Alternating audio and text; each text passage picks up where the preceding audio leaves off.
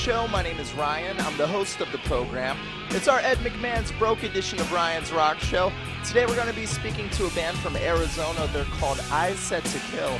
But first, your weekly essential where we play you a band that you need to know if you don't know them already. This band is called The Human Abstract, and you're listening to Ryan's Rock. The Human Abstract for your weekly essential. Be sure to send us your comments, your questions, and or your suggestions to ryansrockshow.com. I had a chance to meet up with a band called Eyes Set to Kill. Here's what they had to say. It's a passion, man. You can't really explain, you know? I mean, I don't see myself doing anything else, you know, with my time, but music, so. Were you in bands in high school? Yes. Really? Yeah, were you all in this band in high school? No. We started the band in the same high school. And then This is the only band that we've been in, Yeah. so me and Alexia, but you guys probably been in like high school bands I or got stuff it like right that. the first try. Yeah. Me We actually, his old band, we used to play with them a lot. They were called Me and More. So, yeah. Wait, so what year were you when you started the band in high school? I was sophomore, I was junior. 15. then So you were I was a freshman. and I was a sophomore. Yep. So what like, made you want to start the band? Just wanted to write music. We weren't really wanting to start a band right away, but it Yeah. just grew into what it is now. like all we really did. Because we had fun doing what we were doing, and if other people are going to enjoy what we're doing and we're having fun doing it, then we're going to keep going. Exactly.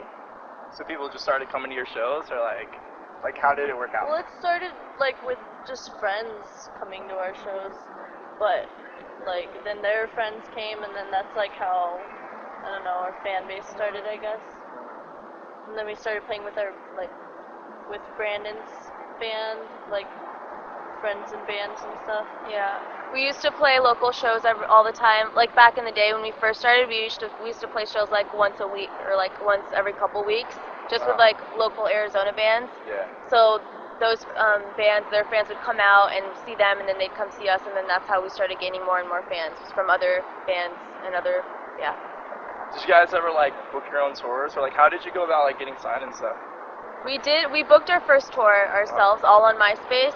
We just talked to promoters, and we looked up certain venues that we could play, and bands that could play with us. And so we only did one tour that we booked ourselves, though, and it was kind of hard, but it ended up working out very well. Really? So, like yeah. what? So how did you end up getting signed? Like how did that all go about? Our manager, Zach Yoshioka, he used to work for this label called, or he still works for Suburban Noize, and he would make videos for Cottonmouth Kings? Yeah, he would make like DVDs for Cottonmouth Kings and stuff like that. So that's how he knew Suburban Noize, and he introduced us to everyone from Suburban Noize, and it kind of all worked out. Did you guys hang out with Cottonmouth Kings? we've seen them around, you know, Just like smoke weed with them all the time? I'm sure they don't know any of our names, but you know, we see them around, you know, like when we go to the office or whatever, and sometimes they'll be in there, like one or two of them. And then we played a show in Bakersfield a couple weeks ago, and they were on the same stage as us, and we all said hi. They know we were like kind of in a sense label mates, but so it's kind of yeah, they're really nice. Yeah. Very nice. So like, are your parents the guys too? Very, 100%, yeah. yes. Really? Yeah. Like my mom, because I started touring when I was still a senior, and she let me start doing online school so I could tour. So our mom's very supportive for the band and stuff. So has your mentality changed since in touring with like bigger bands like OTEP and? You kind of want to be a little more professional with how you're going about doing things, and but still have fun at the same time. But like it was like at first like have fun, play bands. So we're all having tons of fun, but now there's like a level of where we need to play good. We need to Sell merch. It's more of a job now. yeah, for it's us. definitely a job, but But fun at the the funnest same time. job in the world too. At the same time. Do you guys just It's make your money mostly on merch? Guarantees yeah. and merch. Yeah. Right now, I mean, like when we play shows, yeah. But you know, eventually we're gonna start seeing money from our CD sales and stuff like that once we recoup with our label. You know, pay back what we owe. But as of right now, the only money we see really is just touring and leftover money we have, and then we just kind of split it up. Do you ever want to just like not do this anymore? You ever wake up some days and you're Well, like, you wake up in the van dirty and smelly, and yeah, it's kind of hard sometimes. But it never goes through my mind that, Yeah. you know, Really? I never. I mean, it's what I love doing, you know. But yeah, there's definitely those hard times where it's like, or if you're like sick, you know, and being sick on the road is the hardest thing in the world. so you can't sleep in a comfy bed, you know. So you can't take a warm bath or anything like that. Do you guys still talk to like your high school friends? Oh yeah. Do they perceive you differently now? I don't Yeah, think not so. really. Just like, you know, we don't get to hang out with them as much, but When we do come back home from tour, we try and hang out with our friends as much as we can. Mm-hmm. So. What are your goals as a band then? Like, where do you see this band going? My personal goal is just keep on making, you know, music and getting our music out there to kids, and you know, keep touring, and you know, just keep on doing what we're here to do. You know, and as long as we can keep on doing that, I'm happy. You know. Have you guys learned a lot about like the music industry? A little bit. So we're learning here and there. We're definitely. still learning. We're still Yeah. learning a lot. What's the biggest thing that you've learned, or the most significant thing that you've learned? A lot of it. Well, I mean, bad or good. Both. I mean, the music industry, there's a lot of politics involved, you know, and that's kind of crap, but whatever. I mean, it sucks, but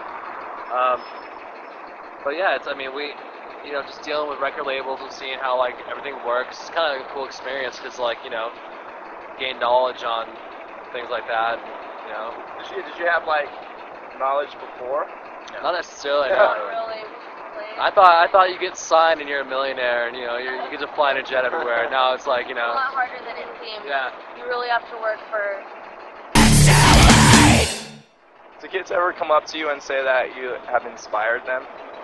Yeah, that's the cool thing about it. Really? Awesome. So it makes That's one of the things that keeps us going too. When people tell us like on MySpace or in our email, they're like, "Oh, I listened to this song and it helped me through breaking up or like my parents' divorce or something."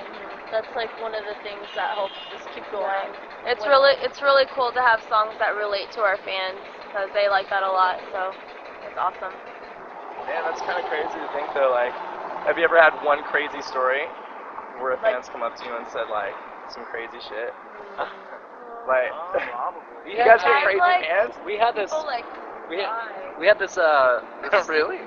We had this thing where like fans, like 3 fans would email us questions, like personal questions about themselves, and we had to deal with like a suicide question once. And that was pretty rough, you know, just like how to deal with like thoughts of suicide, and so that was pretty crazy. What was your response to that? I just told her I gave her the number for like the suicide hotline or something like that. I just told her, you know, there's other ways to deal with your pain, blah blah blah, you know, and just kind of try to comfort her and calm her down a little bit. But What are the downfalls to touring and being in this band? Are there any? being dirty all the time. Besides that, Missing family and friends at home. yeah, definitely. Eating fast food. does that take a toll on you emotionally though? Like all of these factors? yeah, if you're gone for like a really long time, you know, like Yeah. you can get in, like, you know, you get in the rhythm of tour after you're gone for like a week or two, and then you don't really notice it. But then once you're gone for like, you know, like 2 months, 3 months, if like tours run into each other, like it gets pretty old. And then you go home and you like don't even remember what it's like. Like you walk in your house and you just feel really weird. You know, you're like, wow, I live here. You know, like that kind of thing. Like you kind of get like 2 different lives, and you know, yeah. Has it developed you in a positive way, mentally? Yes. Really? What have you learned from all this? What have I learned from touring? Or just your experiences in this band? It gives you a greater appreciation for like family and friends. You know, like the time that we are home, like I pay a lot more attention to like my family and my friends instead of like sitting around all day like playing video games when I'm home. Like I'll go out like all the time and just make sure like I actually do things with my parents as opposed to just like, you know, like barely talking to them, like just that kind of thing. It gives you like, you really appreciate where you're from. Like we're from Arizona, and like a lot of people, all of our friends are like, God, it sucks here, it's so hot, I hate it. And then, you know, you go on the road and you're away from everything and you see all these other places, and you really appreciate like where you're from a lot more. Like you kind of take it for granted being there for an extended period of time. What other places have you seen that are like really cool? Parts of Florida are really awesome. Like Washington's usually really like around like Seattle, Tacoma area. Like Washington's sweet. California's always fun. Fun to be in places we haven't been before because it's it feels more like vacation or like an adventure kind of. Yeah. Yeah. Have you guys gone overseas yet? No. Are you? I can't even talk now. Like, is that in the future? Going overseas? Well, our CD just came out in Japan, didn't it? Yeah, Come out. and in Australia. So hopefully we'll tour over there soon in Australia and Japan. 'Cause Probably that'd like be next really year, cool. like sometime Yeah. next year. We'll But we're really looking forward to doing that because that'd be amazing. Would you take a translator? Oh, probably Dude, have to. I heard it's crazy over there in Japan. Yeah. Like, the kids get super mad because Yeah. they never see American bands. So, like, you can be like a no-name American band and still like 300 kids will come just because they know that you're American. So, yeah, it's pretty crazy. So what do you tell younger kids that are in bands and they want to do what you guys are doing? Just keep on, you know, like practicing every day and play shows, do MySpace, Save money. spend money wisely. Eventually start touring and Record, play as many shows as possible. Yeah. Get good recordings. Spend a good amount of money into it because it helps. Having a good recording definitely does. So when you, I'm sorry. I was gonna say you just like you gotta put the effort into it and you gotta believe in yourself. You know, like if you see it as something like distant and it's never gonna happen, and you get like discouraged because like you're not getting bigger shows, like that's when you kind of start thinking like, oh whatever, this is never. You just gotta stay positive and really like work for it. You know, because you get out to a place once and then you go back and you go back again and you just keep like expanding, and eventually, you know, like people catch on, and that's how you got to do it. You know, it just takes a lot of time and patience. And you mentioned two things. You said saving money. Saving money on in what way? Like, what do you spend the money on that you save? Well, I mean, if you know, it's tour, it costs lots of money, you know. Yeah. And you know, I think every band should be road ready with their equipment as well. You know, you can't go out there with junk equipment, and you know, it's gonna sound bad when you play shows everywhere. So I mean, it helps to have nice equipment, spend money on equipment, so you sound better on stage. And then just touring itself costs so much money that you know, I mean, we don't. No band makes that much money playing a show, you know. So you gotta have a little, you know, lump sum just off for like when you get through like the hard times and stuff like that. You guys mentioned earlier that when you were like in high school, or you mentioned that when you were in high school you thought you'd just get signed and then you become like a millionaire. Yeah, like yeah. I think that's a common thing with a lot of high school kids. It's like that too for touring. Like every band that doesn't tour just you know thinks that touring would be like the most amazing like money making thing in the world, you know. And you actually get out here on the road and you're just like, oh, okay, well, it's really not. But are you guys fans of like the whole DIY thing, like do it yourself? If you didn't have a label and you didn't have like a booking agent and all this, would you still be doing it yourself? Yeah. Really? of course, no doubt about it. Yeah, totally. Would you ever, once your contract's up, would you ever go indie and just do it that way? You know, it's hard to do it without a label. You know, it really is. And if we have the label behind us, I think it's better that way, because you know they put out our CD. They have the distribution. They have everything. You know that we can't get independently. So I would totally still try to do it by myself, but it would be pretty hard to do it. You know, without someone backing you. It's pretty And hard. like, especially like a publicist too. Right, exactly. Yeah. You got to have those people to make connections to, get your name out there. So and that all comes with getting signed. You know what I'm saying? Or getting a good manager, so you get the right people behind you to do the right things. We were talking about the publicist just now. Have you guys read any really bad reviews? yes, Really? yeah, no, I mean I haven't really heard anything like horrible, but definitely like there's. You know, like every band, you're gonna find people that have good things to say and people that have bad things to say, and we've heard a lot of bad things. So. Yeah. Alright, who's your merchandise? We're all doing it ourselves. Alright, get one or two of you, go upstairs real quick. You guys gotta set up stuff for the merchandise and take it down real quick. Alright. Yeah, it's all over the place because we didn't get a chance to do it. Cool. You can still talk to them if you want. Okay, I'll talk to whoever. All right. Okay, cool. I'm gonna go check. Okay. Cool. Okay. Sorry. So Brandon just got stolen from us. Oh, it's cool. Yeah. So this is kind of a weird question, but like, I don't really interview too many bands that have girls in them. Like I interviewed Kitty, but that's different. Like that's an all-girl band. Do you feel that the public perceives you differently? I think, well, yeah, 'cause In what ways? I don't know. I just like I don't know what to answer. I'm like sitting on a slope. You know, Come close, yeah. I think anyone's gonna look at us differently just because there's not a lot of bands with girls in them, and we're in a genre that doesn't have a lot of girls, like hardcore, post-hardcore, whatever. I think that people are gonna look at us differently. I don't know if it's for better or worse, but people are definitely not gonna think it's normal.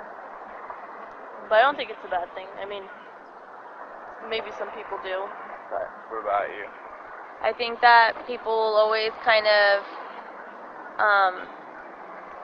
like, especially before, if someone were to come to our show and not know who we are as a band, and then see that there's two girls in the band, they're gonna probably assume maybe we're not good at what we do, you know, just because we are girls.